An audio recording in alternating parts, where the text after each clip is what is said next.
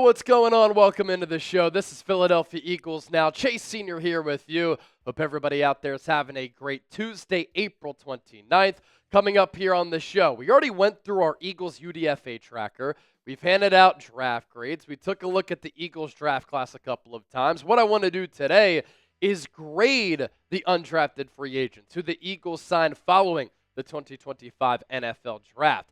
In case you missed it, we have done so much content last week in the lead up to the draft, during the draft, and throughout draft weekend. And then yesterday, 3 more shows on the channel. Reacted to Mel Kiper's draft grade for the Philadelphia Eagles. We gave you a video with a new Dallas Goedert update, and then another one of the Eagles White House visit reaction. It's all up on the channel. Be sure to check that content out.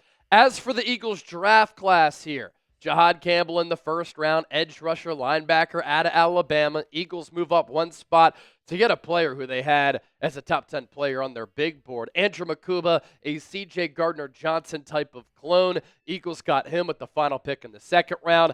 Ty Robinson, sneaky good selection for Philadelphia. A massive defensive tackle out of Nebraska who ran a sub-4.9 40-yard dash at nearly 290 pounds. McWilliams, another smaller corner who can really run well. Eagles nabbed him in the 5th round out of UCF. Smile Mondone, I think that he could help on special teams. A leaner linebacker, but a long one who's very athletic. Drew Kendall, center out of Boston College, an all-ACC player last year. Started more than 30 games, very durable. His pops played offensive line in the NFL.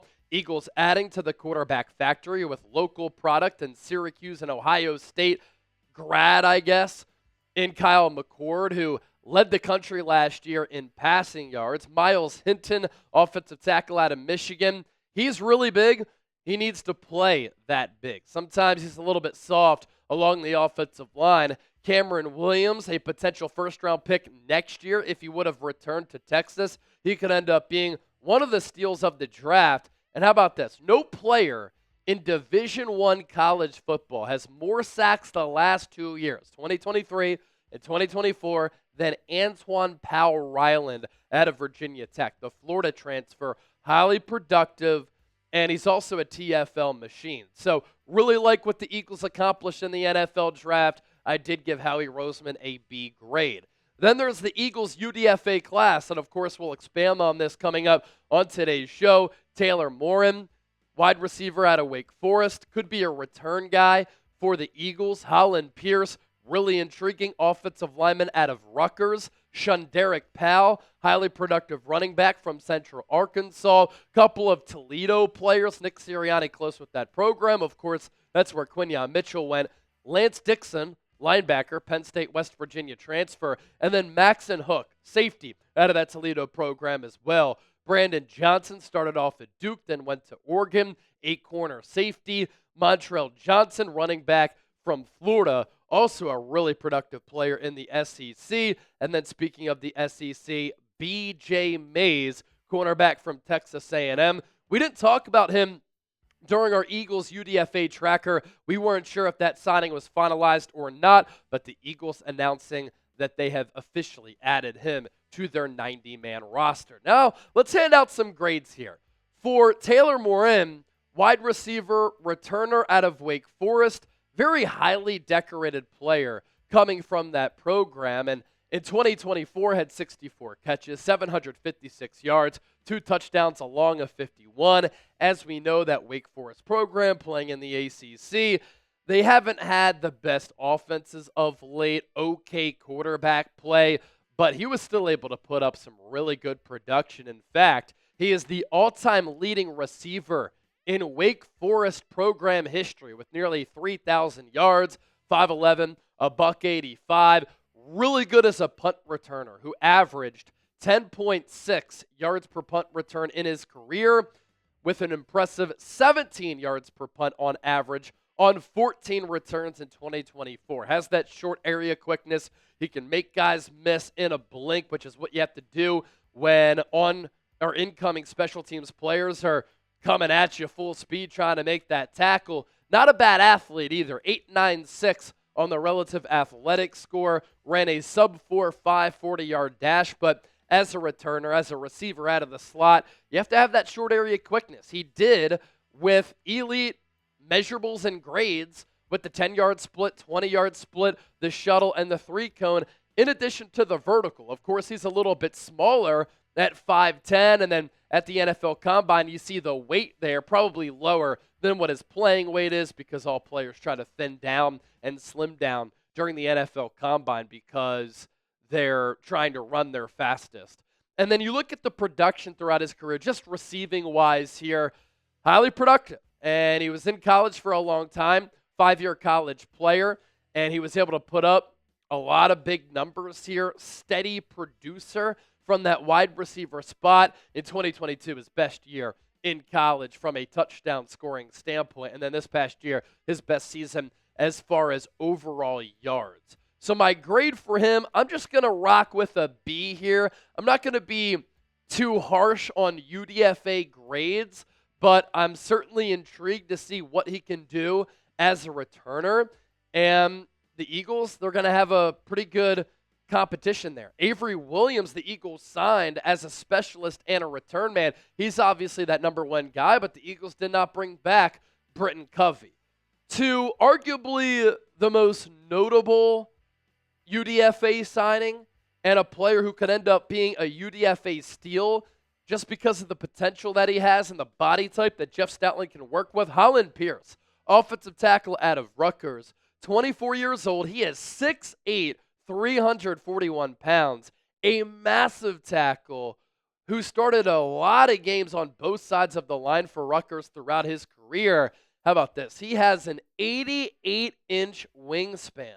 In 2024, playing for Rutgers, redshirt senior, so pretty experienced player as we noted at that 6'8", 3/8", 341-pound massive frame. 13 games played, Pro Football Focus overall grade of 85.1, and then he only gave up 1 sack. So that huge frame gives him the ability to engulf rushers. He did improve every season that he was with that program, especially as a run blocker. But you would think 6'8", 340 pounds, 88-inch arms, that he would be very powerful. At times, he's not that powerful. So I want to see more power at that size, especially with his lower frame as an anchor. But let's just say he starts off on the Eagles practice squad, right? Get some decent reps in training camp and in the preseason. And he has a redshirt season to start off on the practice squad, continues to develop and work with Jeff Stoutland. There's something to work with there with Hollin Pierce. So I'm going to go A. ShunDerrick Powell, really fun player who from a size standpoint might remind some people of Darren Sproles. The running back out of Central Arkansas had an incredible career. Only 5'7", 183 pounds. And even though he was undersized and is undersized, rushed for over 1,300 yards and 14 touchdowns in 2024. Also caught 36 passes for another 318 yards and 3 touchdowns. Super explosive player, but of course pretty small. At the NFL Combine pre-draft process, I don't think he went to the Combine. I think this is from his pro day, 5'7", $183. And so he's going to get very poor ratings there, and he's going to be in the red. Bench press, though, I will say, 21 reps of 225 at 183, that's really impressive. And then you talk about the explosiveness. And in speaking to that, a vertical leap of 40.5 inches for a guy who's 5'7" is nuts. A broad jump of over 10 feet. And then the 40-yard dash there at 4.4. What's interesting, you see the explosiveness with the vertical. You see the speed with the 40. Why was he in the red? And why did he have a poor grade in the shuttle and the 3-cone? That's a little bit odd, but then he was awesome with the 10-yard split and 20-yard split. Final 3 years in college, 1,500 yards in 2022 with 18 touchdowns. More than 1,000 yards in 2023 with 6 touchdowns.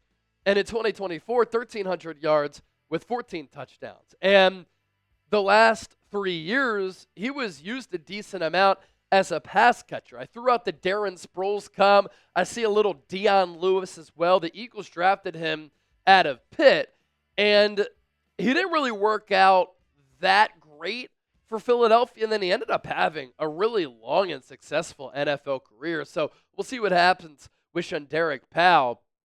The production certainly there. He is smaller, but sometimes plays larger than his size. Really exciting player, too. So B-plus grade. And you think about the Eagles' running back room, Saquon Barkley, Will Shipley, A.J. Dillon, the 1-2-3 punch. If the Eagles hold on to 4 running backs, there's a little bit of an opening there. Is Ty Davis-Price going to get it? Or could one of these UDFAs get that 4th spot? And then, of course, a practice squad spot is also up for grabs, too. So with that, I ask you this. Who is your favorite Eagles UDFA signing? Let me know down in the comment section right now. We always want to hear from all of the real ones who continue to watch the program. And for the real ones, great jersey deals available right now. If you go to chatsports.com/Eagles jersey, if you want a Jahad Campbell jersey, you're a big steal of a player who I thought the Eagles got at a wonderful steal. You can get that edge rusher linebacker combo out of Alabama. If you want a Jalen Hurts jersey with the Super Bowl patch, all you have to do, plug in that link down below. Really, any player that you want, from Jalen Hurts to Jahad Campbell to Saquon Barkley to A.J. Brown to Cooper DeJean and others, you just use that link. It'll take you to Fanatics, and then Fanatics knows that Chat Sports sent you. Chatsports.com/Eagles jersey. Get your Eagles jerseys today so that you can get geared up for the 2025 season. We continue to move forward here with our UDFA grades. Lance Dixon, linebacker out of Toledo, a converted safety, 6'2", 233 pounds, had 46 tackles and 6 TFLs in 2024. A lot of you who are Penn State fans might be familiar with him. If you're a West Virginia fan, you might be familiar with the name. So coming out of high school, he was running a 4.5 40-yard dash. He was a 4-star recruit, former safety who converted to linebacker, and people thought, man, he's going to end up being an excellent college player. Goes to West Virginia, doesn't work out, goes to Penn State. Maybe he realized that the upper echelon Power 5 football, not for him, so he goes to Toledo, and he ended up being a very productive player for that program. Relative athletic score, 7.87. So coming out of high school, never really continued to develop athletically, and probably just kind of maxed out early in his athletic life. 6'2", 224 in the pre-draft. That height, pretty good. The broad jump, good. Everything else pretty average. He does run pretty well. A sub 4.6 40-yard dash at the linebacker position. And last year for Toledo, he was making some plays in that backfield. 6 TFLs, 2 sacks, and then 2 forced fumbles as well. He's from Oak Park, Michigan. Very experienced college player as a 6-year senior, so he's a little bit older. I'm going to go C grade here. Going to be tough for him, I think, to crack the roster at a position that the Eagles did address in the NFL draft. Another Toledo player, Maxen Hook, a safety being added by the Eagles as an undrafted free agent. Maxen Hook is a player who was important for that Toledo program, started 43 games, and was a 3-time All-MAC safety with 7 interceptions over his last 3 seasons.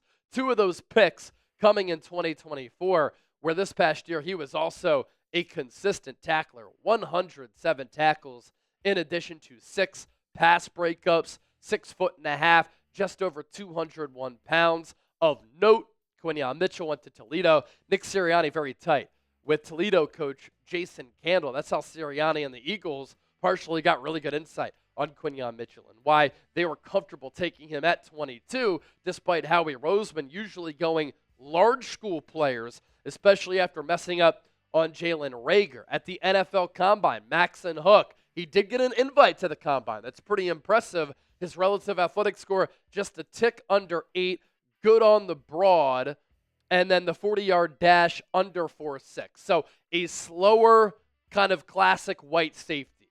My grade for him, B-, going to be an uphill battle for him to make the roster. Andrew Makuba was drafted in the 2nd round. The Eagles really like Sidney Brown, of course, Lewis Seen, Tristan McCullum, other players who the Eagles are also high on. Brandon Johnson, cornerback safety out of Oregon. I'm interested to see how the Eagles use him. If he's going to be a corner, if he's going to be a safety. He started 8 games for Oregon in 2024, 45 tackles, 4.5 TFLs with a pick. Previously played at Duke, definitely a smaller player, 5'9", 179 pounds from Newton, North Carolina. I would imagine at that size might be better as a slot corner, and he just did not test well in the pre-draft. 6'5'7" relative athletic score, getting knocked there a lot because of the lack of size and weight, but 4.4 40-yard dash, something intriguing there, something to work with. My grade for Brandon Johnson, a simple B- here for him. 2 more players to get to, one of which, Montterl Johnson, I think has a realistic shot to make the Eagles practice squad. Him and ShunDerrick Powell, those are the 2 names I'm going to be watching to see if they can unseat Ty Davis Price for that RB4 spot. Johnson, 6 foot, 212 pounds, rushed for over 2,200 yards in his 3 seasons at Florida, averaged 5.5 yards per carry, caught 55 passes with the Gators too. Did miss some time in 2024 with a knee injury, and so his 2024 production a little bit lower than his previous years. 100 carries for 593 yards. He did add 6 touchdowns, though, in those 10 games. Only caught 13 passes. Sometimes his hands can be a concern. In 2023, 152 carries, 817 yards. And then the year before that, a $155 on the attempts with 841 yards. And then the year before that, 862 for 838. And so each year of his college career, he did average well over 5 yards per carry, some good touchdown production sprinkled in there. The pass catching, a little bit of an issue for him, but Johnson, an early down runner with a really compact build who does not fear contact at all. And so when the Eagles put the pads on, he's going to hunt out contact, fairly consistent with his running production, smooth runner at times, not a ton of passing game usage, and he does have some drop issues, but a pretty compact, built, and physical 212 pounds at 5'11 and 3/8. My grade for him, I'm going to go with an A. You know, you're playing in the SEC, 3 of his 4 years, he's over 800 yards. That Florida program hasn't been what we've been accustomed to seeing it at, yet he was still putting up really good numbers against some stealth competition, and I want to see what he's able to do with this Eagles team in training camp if he makes it there, rookie minicamp, OTAs, and all of that. And then lastly, BJ Mayes, the cornerback out of Texas A&M. Remember that Avonte Maddox signed with the Detroit Lions. Yes, Cooper DeJean is the starting slot nickel corner and one of the best in the NFL at that spot. After that, though, there is a lack of depth. And so you think about Andrew Makuba, who can play safety nickel. You think about Mac McWilliams. You think about a player like BJ Mayes, 6'1", 187 pounds, 9 pass breakups this past year for Texas A&M, 30 tackles and 4 picks. The relative athletic score, not good, 5.37. Now the height is pretty good. Then he's in the red with the weight, with the bench, which I don't really care about as a corner, but the short area quickness, not all there with the vertical and the broad. And then he ran a 4.54 40-yard dash when I thought he should have run a little bit faster, a good 10-yard split, a good shuttle. Mayes is a nickelback. This is the NFL.com scouting report right up on him with good size and toughness, but he will likely be scheme dependent due to his lack of top-end speed, which is what I talked about there. He's instinctive. He can process fairly quickly when working between the route and the quarterback's eyes. He's average in matching route breaks and will lose the foot race downfield if matched up in man coverage. He's at his best when playing forward with a shallow zone, where he's very capable of making plays on the ball or stepping downhill and supporting the run. He has the talent to compete for a roster spot in an NFL camp. So the talent to compete for a roster spot, the experience, and sometimes when you lack that speed, do you have instincts? Do you have good eyes? Can you play downhill? Can you make tackles against the run? Mayes can do that. I like the PBU numbers. He also had those 4 picks, tied for 4th in the SEC. Sometimes when you can read and diagnose plays, and you get to a play, right time, right place, before it really starts to develop, and you kind of beat everybody there because of those instincts, it makes up for the lack of speed. My grade, B. I do think that he could compete for a spot on the 90-man, a spot on the 53. 3 rookie minicamp invites as well, just as a refresher. BYU wide receiver Darius Lassiter, Houston tight end Maliq Carr, and then UCLA linebacker Joseph Vaughn. The NFL draft might be over. The season might be over, but we're already looking ahead to 2025. Our coverage does not stop because we give you Eagles videos every single day, and that's why you got to subscribe. Don't miss out.